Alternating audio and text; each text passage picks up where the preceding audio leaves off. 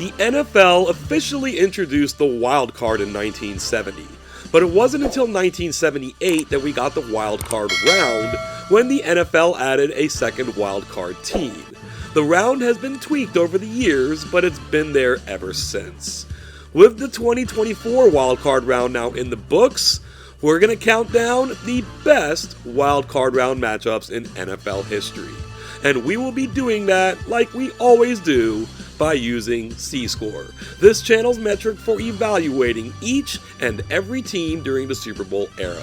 For a deeper explanation of C-Score, be sure to check out the description of this video. How we do this is pretty simple. We take the combined C-Score of the two teams in question and add them up. The higher that total, the higher that matchup will rank. Now, regarding 2024, the advancement of the Eagles and the Bills gives them the opportunity to increase their C-scores this season and get their respective matchups into the top 10 by the time the season is completely finished. It would take a monumental leap forward for the Ravens to break through, but it can't be counted out. Just for clarity, playing in the wildcard round doesn't mean the team in question made the playoffs as a wildcard team. Thank you for joining us today. It's time to get this thing started. We will begin at number 10 in the NFC and the season of 2010, the matchup between the Philadelphia Eagles and the Green Bay Packers.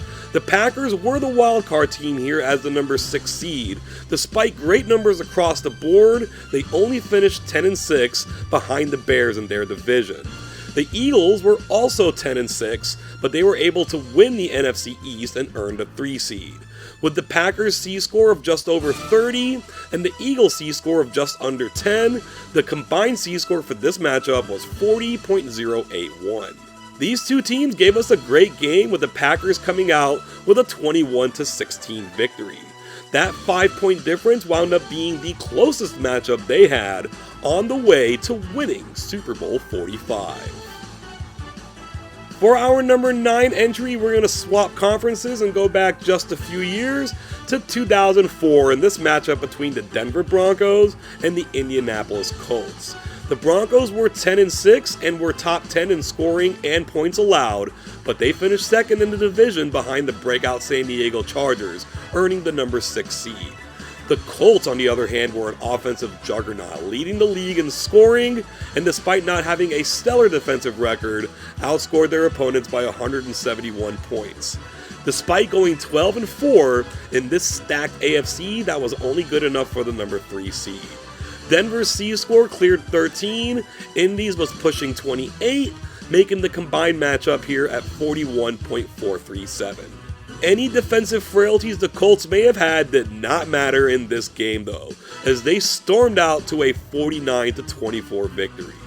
However, they turned around the next week and were stifled by an excellent Patriots defense, going from putting up 49 points the week before to losing this one 20-3. Our number 8 entry gives us a pure wildcard matchup, no division champions here.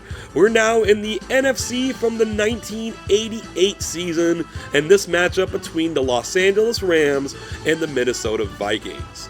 The Rams lost out on the division crown to the San Francisco 49ers. They went 10-6 and were top 10 in both scoring and in points allowed.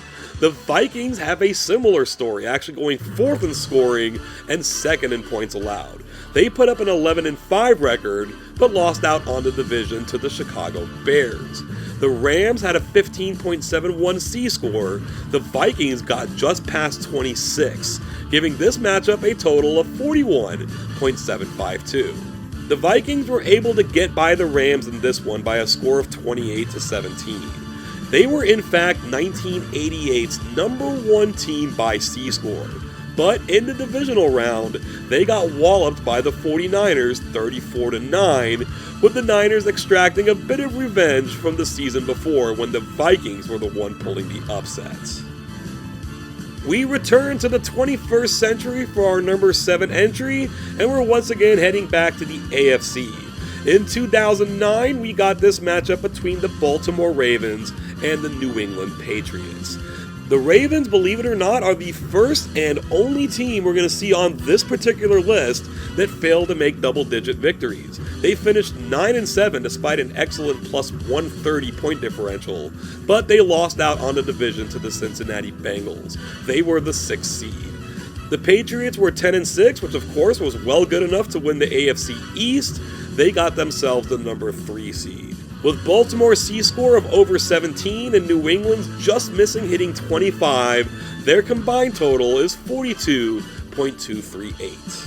Yet, this matchup will always be remembered for Ray Rice's 83-yard touchdown run on the game's very first play. The Ravens took that lead, never relinquishing it, winning 33-14. No surprise here, the Patriots have never won a Super Bowl when opening the playoffs in the wild card round. However, the Ravens would go on to lose the next week against the Colts by a score of 20-3, a bit ironic when considering our number 9 entry. As we near the countdown's midway point, we go forward in time a couple of seasons to the 2011 NFC matchup between the Detroit Lions and the New Orleans Saints. The Lions finally made the playoffs this season after a long wait, going 10-6, losing out on the division to the Green Bay Packers but earning the number 6 seed. The Saints, on the other hand, were a juggernaut. They went 13-3, they outscored their opponents by more than 200 points, but were only able to get the number 3 seed despite a 13-3 record. Detroit's C-score here is fairly solid, getting up close to 14, but let's face it, the Saints are carrying the weight, clearing 29 points, giving this matchup a total of 42.821. Despite the best efforts of Calvin Johnson, the New Orleans Saints offense was just too much for the Lions. They won this game 45-28. In a replication of our number 8 entry, the Saints, like the '88 Vikings, were C-score's top team in 2011, but lost in the divisional round to the San Francisco 49ers. This one in a barn burner that ended 36-32. Our number 5 entry gives us another proper wildcard versus wildcard matchup. This is from the 1992 season between the Philadelphia Eagles and the New Orleans Saints. These were both great teams that were stuck in divisions with even greater teams. The Eagles were 11-5, had a triple-digit point differential, but finished behind the Cowboys in the East, getting the 5th seed. The Saints were 12-4, also with a triple-digit point differential and the number 1 scoring defense in the league, but they finished second in the West behind the 49ers, getting the 4th seed.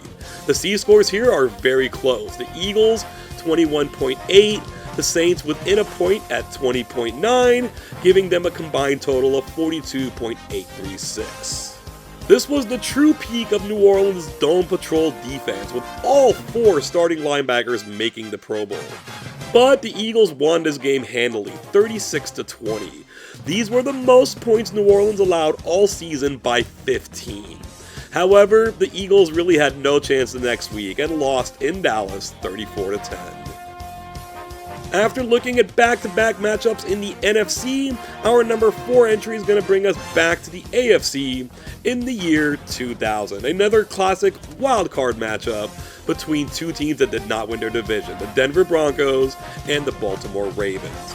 Denver was 11-5 and they were number 2 in the league in scoring, but they finished second in the West behind the Oakland Raiders. The Ravens finished 12-4 and were number 1 in the league in preventing scoring, but they too finished second in the Central behind the Tennessee Titans. Denver's C-score was almost 13, Baltimore's cleared 30, their total matchup here 43.246.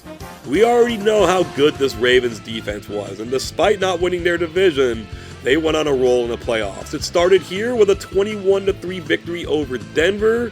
They wound up winning Super Bowl 35, and in 4 playoff games, they only allowed 23 points, and 7 of those were on a kick return. 2 of Baltimore's biggest rivals feature here in our number 3 spot. This is from the AFC in 2015 between the Pittsburgh Steelers and the Cincinnati Bengals.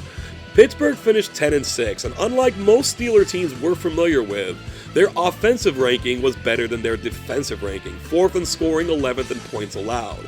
However, they lost out on the division to these Bengals, who went 12-4 and were second in points allowed, 7th in points scored.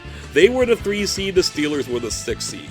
Pittsburgh's C-score of 19 and change matches up with Cincy's 24 and change to give us a total of 43.767. The Steelers won this game 18-16 in one of the most memorable endings to any playoff game ever.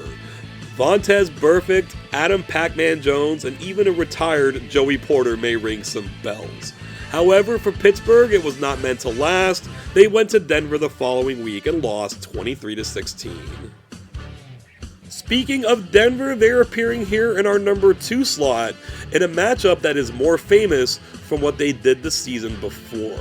This is the AFC's 1997 game between the Jacksonville Jaguars and the Denver Broncos. The third-year Jaguars just kept on improving, finishing 11-5, third in the league in scoring, and finishing second in the AFC Central behind the Pittsburgh Steelers. That got them the AFC's number 5 seed. The Broncos were amazing. They went 12-4, led the league in scoring, outscored their opponents by 185 points, but only finished second in the West to the Kansas City Chiefs, earning them the number 4 seed. Jacksonville's C-score of 13.5 combined with Denver's near 31 for a grand total of 44.34.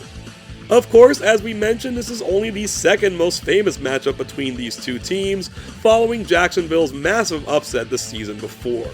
Denver got their revenge in this one, winning 42-17, getting themselves all the way into Super Bowl 32, a game that they won, which ended the NFC's 13-year winning streak.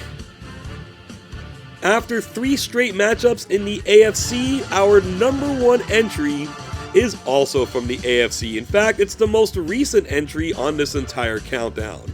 This is from 2021, the matchup between the New England Patriots and the Buffalo Bills. Many may not remember just how good this Patriot team was. Despite a 10-7 record, they outscored their opponents by 159 points. They were 6th in scoring and 2nd in points allowed. They lost out on the division, though, to the Buffalo Bills. They finished 11-6 with a plus 194 point differential, 3rd in scoring, 1st in points allowed. Yet their 0-5 record in one-score games doomed them to the number 3 seed, with New England grabbing the number 6. With the Patriots' C-score nearing 19 and Buffalo's clearing 28, our number 1 ranked matchup comes in with a combined score of 46.729. Probably the major reason many may not remember how good this Patriot team was how this game turned out. In what was the worst possible matchup for New England, the Bills romped them 47-17.